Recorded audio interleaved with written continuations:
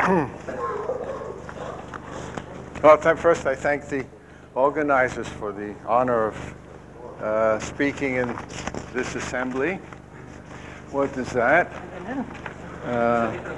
It is preparation for next talk. You cannot start and then you cannot end.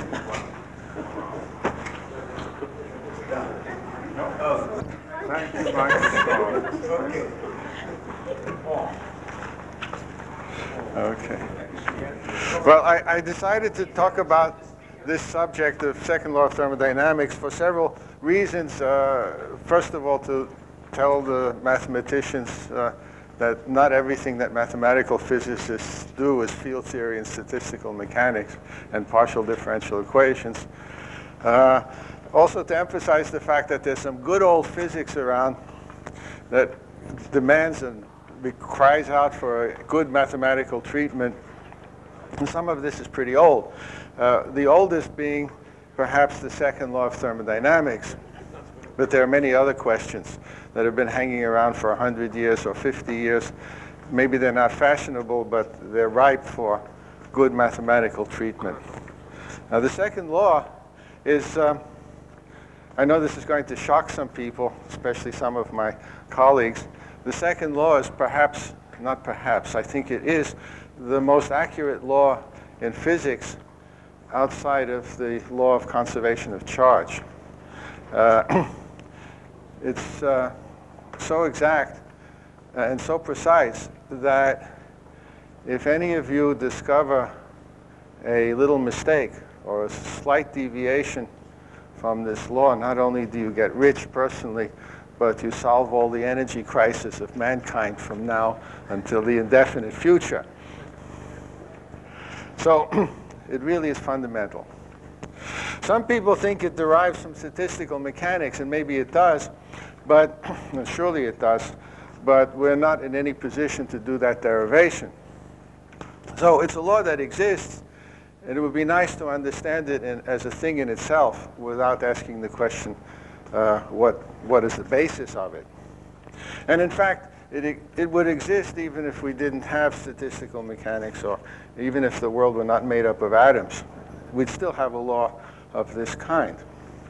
And so I'd like to explain to you our view. Our is Jakob Ingwersen and myself, our view of the mathematical underpinnings of this law.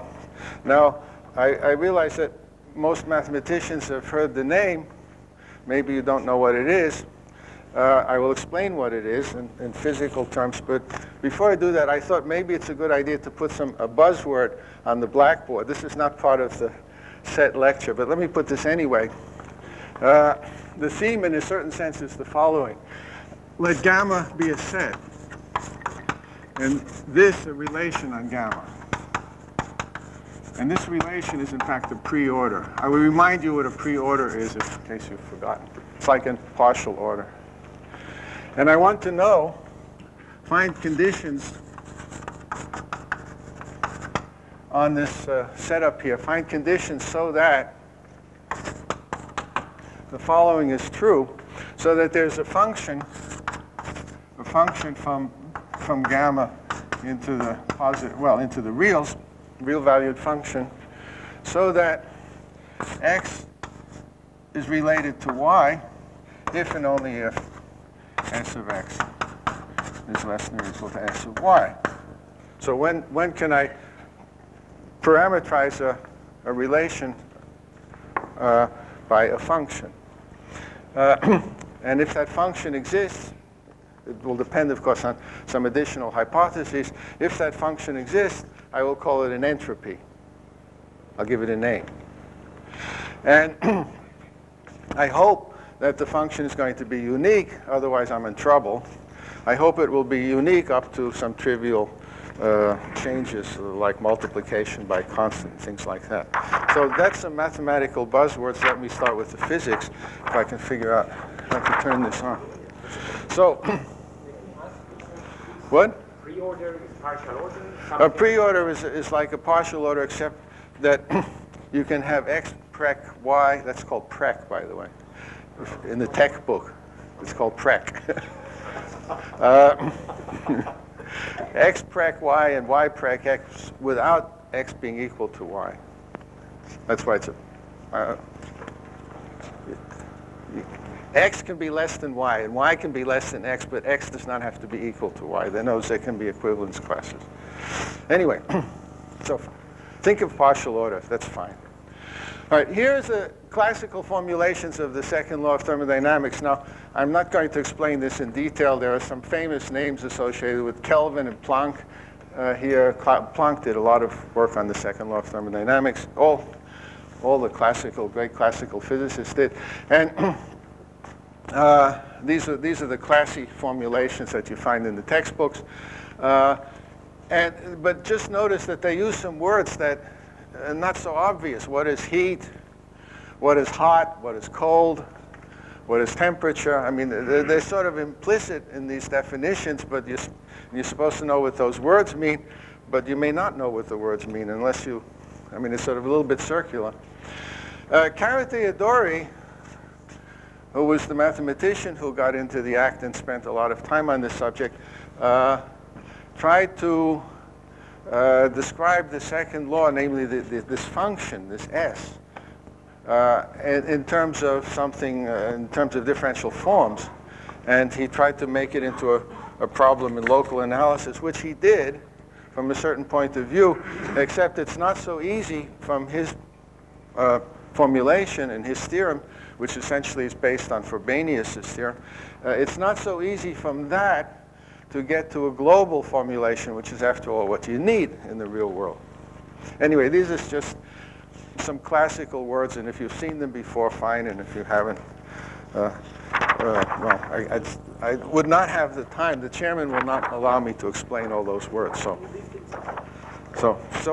these are just some things for you to think. What? Oh, yeah. Oh, good. Okay. Thank you for reminding me, because I would have forgotten. Is that okay? Yeah. Okay. Oh, by the way, we wrote up a summary of this in the notices of the AMS if you want to look at it. And also the long paper. This is the first line is the AMS notices. The second line is the physics reports, which is 90 pages, proving all the theorems. By the way, these theorems turn out to be A, numerous, B, tricky, but C, simple, essentially. Simple but tricky. All the theorems are like that. The proofs, I mean. So I will not prove anything. Yes? You shouldn't think about it. Stop. Don't think anymore. One second. So, I mean, isn't the condition that every two elements should be related? Yes. No. It's a... Because S of x is always either smaller than S of y or bigger than S of y if they are really unit numbers. Mm-hmm. Therefore, x and y, every pair of elements... So you've already realized one condition. So it must be a total order, right? But that's... Yes. You've already established one point. Yes. You're okay. Good. No, I should have. I should have put. I didn't want to spend time on this. Thank you, Mr. Chairman. What I really meant here was that if x and y are related, then this is true.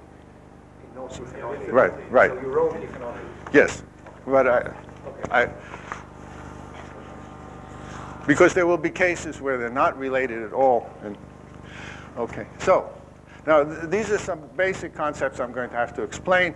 Thermodynamic systems and copies and things. So let me begin with the bottom here.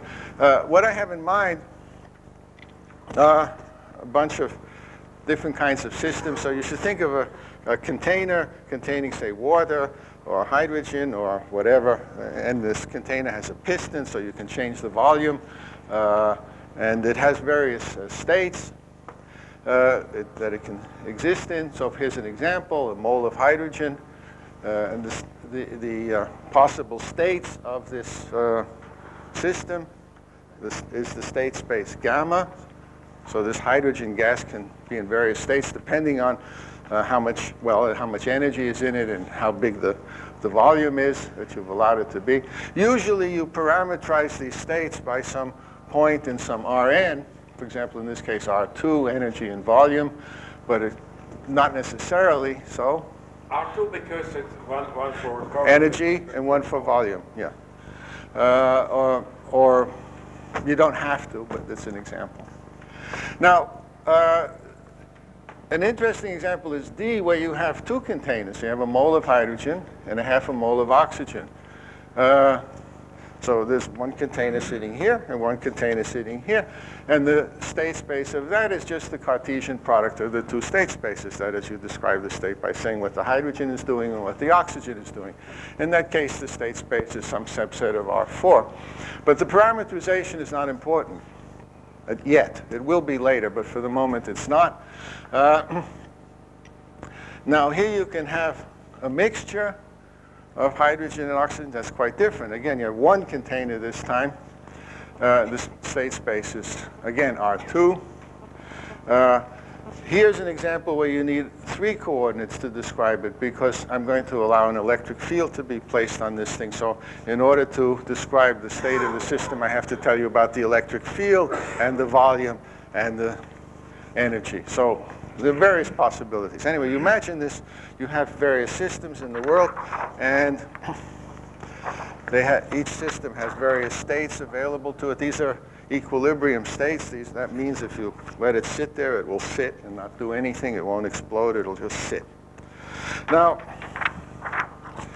for each state space, we imagine that we have this relation, prec.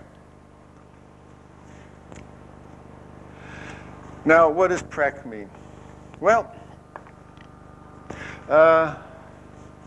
prec means that I start the system off in a state X, and I'm allowed to do anything I like to this system, almost anything, except that at the end of the day, after I've finished doing or whatever I'm going to do to the system, I have returned to my initial state, and perhaps a weight got lowered, and otherwise the system has changed. So let's put it another way.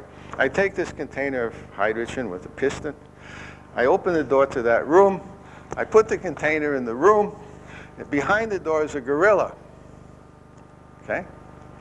Now this gorilla, it's like, some of you may remember, there was an advertisement for luggage. Remember, you take your suitcase to the airport counter, you give it to the young lady, she puts it behind the door. Behind the door, there's a gorilla who's jumping up and down on this thing. And at the end, you get the luggage back in some other state. Well, same thing. So I take this container, I put it in the room, the gorilla jumps up and down, does anything he wants, how arbitrarily violent. They can tear it apart. But at the end of the day, I open the door, and I observe that the gorilla is back in its original state. The gorilla is a metaphor for the universe. And the system might have changed. It's now in another state. It's back in equilibrium, but maybe another state. And maybe the only other thing that could change was there was a weight in the room, and the weight might have gone up or down. A weight. An ordinary weight, a stone. That's the only thing that could have changed other than the system. In the meantime, what was going on behind that door is arbitrarily violent. And if I start with X and I can end up with Y, then I write X prec Y. And I keep a list of all these possible things. I make a big list in a book of all the possible initial X's and all the possible final Y's. So there are a bunch of pairs. And this is going to be... There is no radiation from the outside of the world. Yeah, you mentioned radiation is probably because if you radiate something, it goes away, but you remember it happened. Yeah. So nothing happened in the end to the rest of the universe except that a weight changed. Now, let me just use the notation with a double prec to mean that I can go from X to Y, but not from Y to X. If I can go in both directions, then I write X is equivalent to Y, and I put a little A on top of that. A stands for the word adiabatic. Anything you do, temperature you change the radiation, how it can come back. Yeah, forget the radiation. Yeah, so there's reflecting walls in the room, whatever. Okay. Now, now, not every pair x and y exists in this table. And if either x is prec y or y prec x, then we say that they're comparable. So it's not true that for every pair you can go one way or the other way. Sometimes you can and sometimes you cannot. And those that you can do, you say, are comparable. Okay, now, the entropy principle, which is the metaphor for the second law, is that there's a function on the state space of every system. So the hydrogen container, the oxygen container, each one has a function on it, on the function of all the states of that container, which satisfies first monotonicity. That's what I wrote on the board over there, that I can go from x to y if and only if s of x is less than or equal to s of y. If they're comparable. I mean, if they're related. Otherwise, I don't say anything. Okay? Additivity. Now, this is the crucial thing, because without this, the answer is very ambiguous. But with this thing, it becomes nailed down. If I take the Cartesian product of two systems, so container of hydrogen, container of oxygen, let's say, and I make the product space in the obvious way, then that's a system, because I could put that in the room with the gorilla. So it's supposed to have an entropy function. It's now a function of two variables. And I demand that that function of two variables be the sum of the functions for the individual systems. So I demand additivity. I suppose 2% comparable if each 2% comparable if each token. No, within one system, they're comparable if I can go from x to y or y to x. That has nothing to do with Cartesian product. Cartesian product is something else. It just means I have a system with twice as many degrees of freedom, or twice as many variables. So what is the order? Oh, sorry, what? What is the order? Well, there is going to be some ordering on that system, and I want the ordering, I want everything to fit together. I want the ordering to be such, I would, on this second system, on this Cartesian product, there is, of course, a prec, because trivially, there's the, I can go from x to y, or x prime to y prime. That's certainly something that the pair can do, but the pair may be able to do more things. So there is some function, I hope. I haven't derived it yet. I'm trying to derive one. There is a function, and I hope that the function on the Cartesian product, I hope, will respect this condition. This is what I would like to happen. I'm not saying it's automatic. I'm saying I would like it to happen. And if it does, then I'm going to call the function s, which is now going to be given for all possible systems. Each system will have an s. And the s for Cartesian products will be the sum of the s's for the individual pieces. That's what I would like to happen. And if it does happen, I'm really going to call that an entropy function. And I'm going to say that's the second law, the existence of this function. And what is really, really, really remarkable about this, I mean, you look at it and you say, well, that's mathematics. But what it tells you is something absolutely extraordinary, because it says, if you think about it, it says that in the Cartesian product, first of all, there are obvious pairs y prime that I can get to from x prime. Namely, if I can get from x to y and x prime to y prime, then obviously I can get from the pair. So that's going to be trivial. What is not trivial is that this equation tells you the new things that can happen. You see, I can go from x prime to y prime. The entropy of the first one could go down. The entropy of the second one could go up. But the sum has to go up. And that tells me precisely what the new possibilities are that are not obvious. So you can have several ways, not one way, but several ways. No, what do you mean by ways? Just that you can go from x prime to y prime by some means or other. I don't care. Yeah, by the process, and then someone changes different position of several ways. Yeah.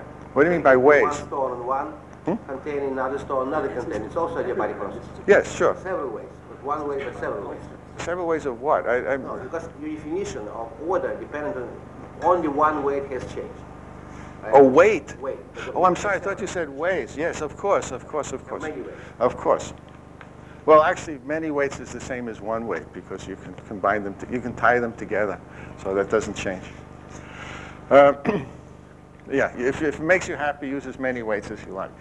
Now, the next thing I need is a notion of scaled copies that I have to imagine that not only do I have this container of hydrogen with a mole in it, but I also have a container of half a mole of hydrogen and a quarter of a mole and 2 moles and so on, and that they all behave exactly the same way. So I have scaled copies.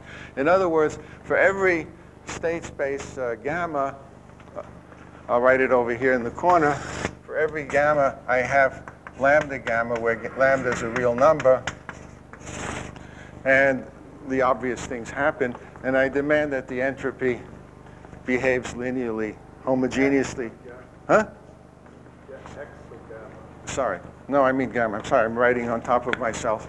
For every state space gamma, there's another space lambda gamma, where the points of this space are written as lambda x. If I'm parameterizing these things by points in some Rn, then lambda means what you think it means. And the entropy should behave linearly under this scaling. Okay, so if that function exists, then I say I have the second law of thermodynamics. The second law of thermodynamics is the existence of this function that tells you exactly what can happen and what cannot happen. So, question is, which properties of this relation ensure the existence and essential uniqueness of this function? Can we derive this from some simple physical principles? And then there's questions of convexity. That is, if I parameterize things, the state space of a system by a point in some Rn, then I want the entropy function, which is now a function of real variables, I want it to be a concave function. Now, this fact was understood by Gibbs and Boltzmann and everybody because it ensures thermodynamic stability. But let me not go into that. Anyway, this is well known. And now, what about temperature? I haven't mentioned temperature at all. Hot and cold, it hasn't been discussed at all. What does temperature have to do with any of this? Where does that come in? Well, that will come in at the end of the story. That will be the very last view graph, if I get to the last view graph, because the temperature and the notion of hot and cold ought to be and is a derived quantity, and it will turn out to be a partial derivative of the entropy function once I get it and once I learn how to parameterize state spaces by subsets of some Rn, then the entropy will be not only a function on this subset of some Rn, but it will turn out to be a differentiable function, and it will turn out to be a concave function, and hence differentiable almost everywhere, and that derivative will, with respect to one of the coordinates, namely the energy coordinate, will be called the temperature. But that comes later. So temperature is a derived thing. Now, the conditions on this relation, well, what do we need? Let me not go through this in detail because it's not so much time, but it's the obvious things: reflexivity, transitivity, consistency on the Cartesian product. That is, if I can go from x to x prime, and if I can go from y to y prime, then I can go from the pair xy to x prime y prime. Huh? Abstract sets. What's scaling with? What is what? Form. The abstract sets. How do you define scaling? The abstract. Well, abstractly, this is just a mnemonic. Abstractly, there's for every real number, there's a set, space. And the space consists of points which are mnemonically written this way. For the moment, that won't mean anything until I come to here. This is what it means. That is to say, an adiabatic, an equivalence, adiabatic in both directions, is that I can take a system with a state space and a point x, a state in the system, and split it. I can take my hydrogen container with 1 mole and split it into 2 hydrogen containers, one with 1 minus lambda moles and the other with lambda moles, and with the same state, if you like, so to speak, except it's 1 minus lambda times it and lambda times it, and I can go back and forward. So there is this relation which extends from a state to Cartesian products. Now, there's no topology at this point, but I'm going to need some notion of continuity, even though there's no topology. So how do we do that? Well, the way we do it is we say, suppose that I can go from x and a little bit of something else, a grain of dust, from a state x and some system and a little bit of grain of dust of something else, to a state y in the same system and a tiny little bit of grain of dust. Suppose I can do that. And suppose I can do that for an arbitrarily small grain of dust. Then the assumption is, the axiom is, that I could have done it without the grain of dust. So that's a notion of continuity without topology, by looking at a Cartesian product. Now, that implies, it turns out, the cancellation law, which is written here, that if I can go from x and z to y and z, for any fixed z, then I can go from x to y directly. That's a theorem. That's the first theorem, if you like. Now, I'm going to go through this rather quickly because this whole thing, because there is not so much time. But now I'm going to make a hypothesis that this list of pairs x and y, and also the list for the Cartesian product, this list is sufficiently dense. If the list is not dense, that is, if it's very thin, if only a few points are related to each other, then it may not be possible to fulfill what it is I would like to fulfill. You can easily cook up counterexamples where there is no function that will describe the pre-order. It's not hard to do. You can do it with 5 points. But what I'm going to assume is that if I take a system and take a Cartesian product of it with itself, but all possible scaled copies, then if I take any state in the Cartesian product and any other state in the same Cartesian product, they're comparable. That is, I can either go one way or I can go the other way. That's what comparable means. So you need some hypothesis. Again, I repeat myself, but you need some hypothesis that says the list of pairs, the points that are related, is thick, heavy, dense, whatever. I'm using these words poetically. If we take lambda equal 1, doesn't this just say that all two states are common? Yes, in the same state space. Yes, that's exactly right. It says that in particular. It says a lot of things. Same state. So in other words, all the states in gamma, inside gamma, are related. So here's my container of hydrogen gas. Take any two states, that is defined by an energy and a volume, if you like. Any two states. The gorilla can get me from either from one to the other or the other way around. The gorilla is that clever. For any two states, so which is true. If I take any two states of a container of hydrogen, I can get from one to the other. So what can be uncontrollable? What can be uncontrollable? Well, yeah, I can take a state consisting of, well, whatever.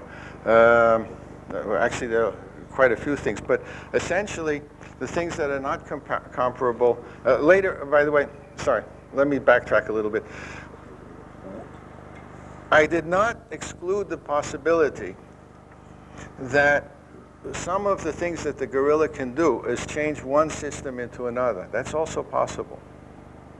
For example, I didn't exclude that. For example, I can have a container of whiskey and a container of water, and the gorilla can mix the whiskey in the water.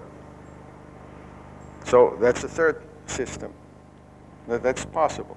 So there are going to be adiabatic processes that take one state space into another. That happens all the time.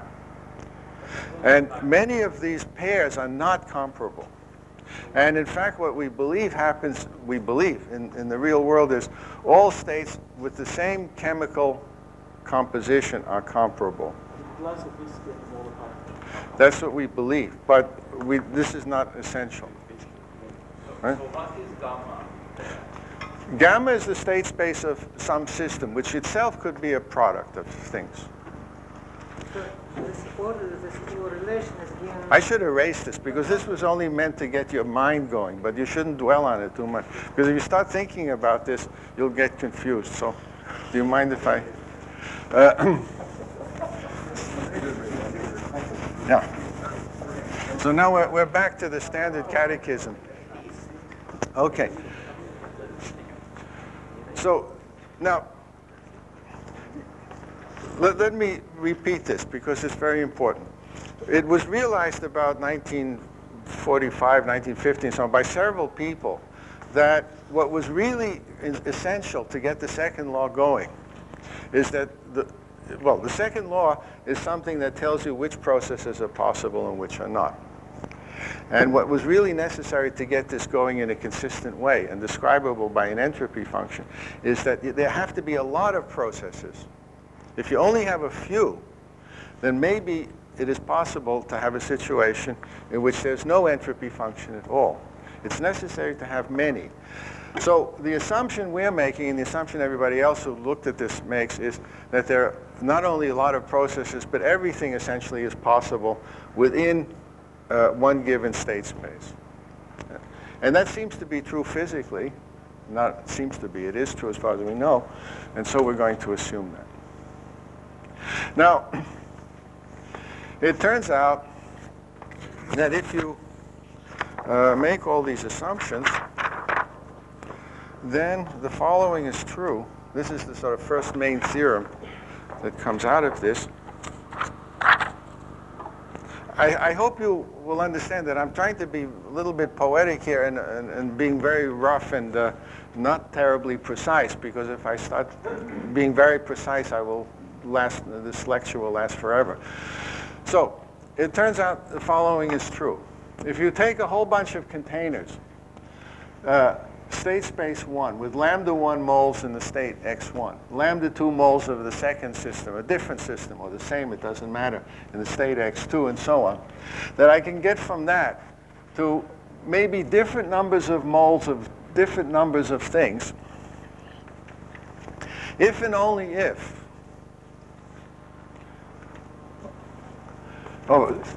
there is a function s so that this is true, that I can get from here to here if and only if the sum of the lambdas times the entropies is less than or equal to the sum of the lambda primes times the entropy. That's equivalent. That statement is equivalent to the conditions that I wrote down before on the previous view graph. So it takes a while to prove this, but those conditions establish the existence of a function. And that function, one for each state space, that function on each gamma is, at this point it's only a single system, but it's going to be true for an arbitrary number of systems. The entropy function is unique up to an affine transformation. That is by multiplication by a constant or by addition of a constant. So up to an affine shift, which is a shift of scale, the function is unique. And what makes it unique is this assumption of additivity. How many additive constants when you add things together? How what? Additive constants should disappear, no? Because we have additivity. Yes, the constants disappear. So yeah, the additive constants. But they're going to come up later. They won't disappear forever. The reason they won't disappear forever is I can talk about adiabatic processes which involve mixing. I'm jumping now to the end of the lecture. But with this whiskey and water example, if I have an additive constant for the whiskey, which I don't see as long as I leave the whiskey alone, and an additive constant for the water. And I mix the two together in one container, which is, you know, whiskey on the rocks or what have you. No, it really isn't, but you know, let's say whiskey and ice, so it's solid water. And I make whiskey on the rocks. This is one container made out of two. Then the additive constant comes in. And the determination of that additive constant is tough. It's difficult. All right. Now, I just lost my U graph.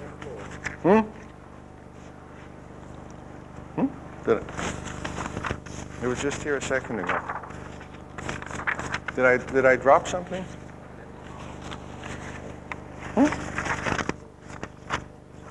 No.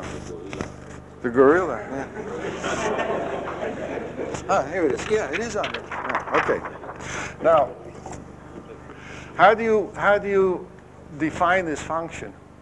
Well, it's defined in the following way. It turns out, you take two fixed points, fiducial points in the system, any two that you like, so that they're not equivalent. And you then ask for, you take an arbitrary point x, state x, and you ask what is the maximum amount of stuff in the higher entropy, or yet to be defined higher entropy state x1 that I can use, bring down to x by the use of a lower entropy state x0. And the maximum lambda that I can do, achieve this with, is called the entropy of x. And that has all the right properties. That's the basic definition. It's like the following. If I wanted to find the temperature of something, one way to define it is ask how much ice can I melt with this object. And what? Is it not comparable? Why? They have to be comparable because I made the assumption that within a state space, or within pairs of state spaces, all points are comparable. That was one of my assumptions. So that's consistent. It's actually, you use the theorem here, not the assumption, right? Because you have 1 minus lambda and lambda. Well, the theorem is, and the construction go together. This is for the proof. It's obvious to the proof. So you have to prove that this construction works. And then defines a function, and that function is going to have all these properties. Okay, now let me skip over some stuff. This function is essentially dependent of the choice of x0. Yes, this up to an affine transformation, that function is independent of the fiducial points that I started with. Exactly right. Okay. Now, I have to move forward. So far I've been rather general, and I've assumed this comparison hypothesis that you can go from any pair of states essentially to any other pair. But I have to prove that somehow, or rather I would have to make it plausible. And in order to make it plausible, we introduce the simple systems, actually the systems that I've been talking about up to now. But up to now, the systems have been, I haven't stated explicitly what they are, but now I'm going to be very explicit. And talk about simple systems, which will be the basic building blocks of all possible systems by taking Cartesian products. So a simple system is described, now we get down into the dirt and start doing some work. It's defined by, first of all, that it's describable, the states are describable by some convex subset of some Rn, actually Rn plus 1. And there's one very special coordinate called the energy. Now the fact that you can use the energy as a coordinate to describe the state of a system is basically or essentially the first law of thermodynamics. The fact that the energy is a good coordinate is the first law of thermodynamics. In other words, if I tell you that I start from a point x and I get to some other point y, by the gorilla, the amount by which the weight went up or down is independent of what the gorilla did.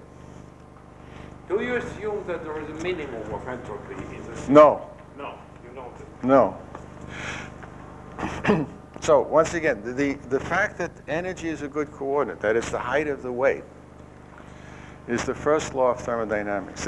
That's conservation of energy. So there's this very special coordinate, and I have to make some assumptions. Let me not go through that because I don't have the time, but I'll put it here in case you want to read it. And what comes out of that is the following. I'm going to assume that at every point in this state space, in this convex set, the forward sector of a point, that is the points I can reach by the gorilla, has a unique support plane. And that is the set that I can reach is convex, and it has a unique support plane. And the coordinates of the support plane I'm going to call the pressure. And I'm going to assume, this is the one analytic assumption in the whole game, that this pressure function, which is now a function of where I am in the state space, is Lipschitz. There's another assumption about connectedness of the boundary. Well, that's unimportant. But the real thing is that the pressure is Lipschitz. And if you play with that for long enough, you come up with, and use the usual Banach fixed point theorem to solve the differential equation, you come up with the following picture, that what the equivalence classes, that is the states in the state space that you can go between in both directions, these equivalence classes are convex surfaces that foliate the convex set, which is the state space. So this is an analytic theorem. It's the only analytic theorem in the game, but what it does is establish the comparison. That is, if I take any 2 points, I can either go from here to here or backwards. That is, one is in the forward sector of the other, or vice versa. That's what comes out of this. So these are all points with the same entropy. And V is volume. What is V is all the other coordinates, which I'm symbolically writing as V. These are the so-called work coordinates. Volume is a typical one. Magnetization that Tom Spencer was talking about is another one. Electric polarization is another one, and so on. But typically, it's just volume. So this is what comes out. This is what the state space of a simple system looks like from the point of view of thermodynamics. And now I have the following problem. So we have a given state space, say hydrogen. It's a point. It's a simple system. A point in the state space is described by an energy. That's a good coordinate. Not temperature, not pressure, energy. Because that's the weight that the energy and the volume. The so-called extensive coordinates. Extensive coordinates, exactly. But it's not, they are extensive, but they're also more fundamental than that. I mean, in the sense that energy is there because of the first law. All right. And I can define an entropy function, and then if I take, I defined it for you, and then if I take Cartesian products of several containers of hydrogen, the entropy function is additive over the taking Cartesian products, and everybody's happy. But now what happens if I try to compare the entropy of hydrogen with the entropy of oxygen? So now we have the following very interesting question. Here's a container of hydrogen and a container of oxygen. If they don't interact, everything's fine. They just do their own thing. But now suppose the gorilla is going to take these two containers, smash them on the floor, let them stir up, later on reassemble them into two containers again of hydrogen and oxygen. The weight has gone up. The gorilla has gone back to its original condition. And I would like to know that the states that I can reach, the pairs of states that I can reach, are given by the sums of the two entropy functions. But the two systems have nothing to do with each other. So how do I compare the entropy functions? I have to be able to compare them if I'm going to add them. For example, if I take one of them and multiply by 36, it will still be an entropy function for the first one. But obviously 36 times something is not the same as 1 times something. So if I'm going to add two things, I have to know how to compare them. That's where the 0th law of thermodynamics comes in. This is a somewhat complicated story, and I've written this down, but now I realize it's going to take too long to explain. But the basic idea is, if I take two systems, any two systems, and fix the work coordinates, that is, fix the volumes, and specify the total energy, two simple systems now, and specify the total energy, there's a way to break up the total energy into put it into the two systems so that the sum is preserved. And in such a way that I have now two states for these two systems, so that any other pair of states with the same total energy and the same individual work coordinates can reach that state. That state lies above any other pair with the same total energy. So that means I have a new system described by twice as many work coordinates, but only one energy, namely the sum of the two. And the assumption is that this new combined system, which you should think of as the two systems with a little copper thread between them, so that heat, quote unquote, which nobody has ever seen, so that heat can pass between the two. That system behaves like a simple system. It's got one energy coordinate and several work coordinates. And the 0th law of thermodynamics is that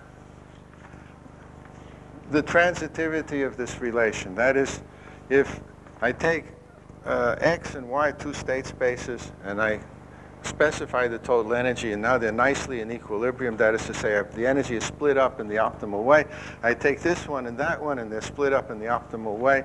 If this guy is the same in the two cases, then that and that guy are in the optimal relation.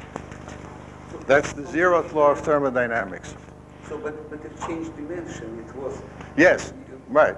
But this notion of thermal equivalence says that when I split up energy, given the total energy, there's a way to split it up. If the split up here is consistent with the split up here, then those two are in equilibrium. With whatever work coordinates, for every work coordinate here and every work coordinate here, there's a way to split up every energy. And if these are okay and these are okay, then those two are okay. That's the 0th law of thermodynamics, and it's that property that relates one system to another. So that has to be brought in, and this is now a complicated story, and I don't have time to do it, but You can first define the temperature as the derivative of energy. no, we haven't got there yet. You don't? All I know is I haven't defined temperature. I just defined this notion of splitting up energy. That's all. I haven't talked about temperature, and I haven't said one is hot or cold or anything of the kind. All right. Now, I'm obviously running out of time, but let me do what the chairman said and define the temperature. But I will now do it, and then we can stop. Then you'll be happy. Okay. So, for every system, we have an entropy. The entropies are consistent because of the 0th law of thermodynamics. Now, you remember I said that the simple systems had one very important analytic property, namely that these curves of constant entropy, these guys, which foliated the state space of a simple system, they look like that. They really foliated that way. And it turns out that the entropy function, which is defined in the way I did it on page 5, way back, ends up, because of the Lipschitz continuity of this pressure function, ends up being differentiable. It just comes out that way. That's a theorem. It's not an assumption, it's a theorem. And since the splitting up of energy between two states maximizes entropy. Remember I said splitting the energy is given a total energy, you split it in such a way that any pair of states with the same total energy can come to that given pair of states. That means that that given pair of states has to have maximum total entropy. So maximum total entropy means, by calculus 101, that the sum of that the derivatives have to be equal if the functions are differentiable. But since they are differentiable, that's a theorem, then you find that the derivative of the entropy with respect to the energy is a number. And that number, which I'm calling 1 over T, is a constant work order. That number is the number that characterizes when you're in thermal equilibrium. That is, when the zeroth law tells you how to split things up. You split it up in such a way that the derivatives are equal, which is the same thing as saying that these numbers T are equal. So temperature comes out at the end of the story as a derived concept, which is where it should be. It should not be at the beginning of the story, which is where it normally is. It really should be at the end, and that's the end of my story too. So thank you very much.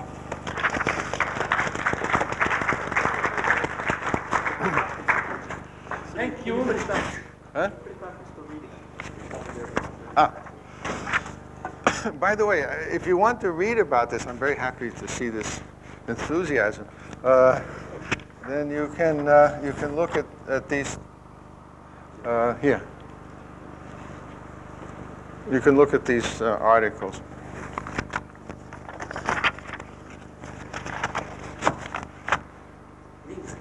What? Leave it till next talk. Leave it till next talk. Okay. All right. Good. All right. So we have a break. So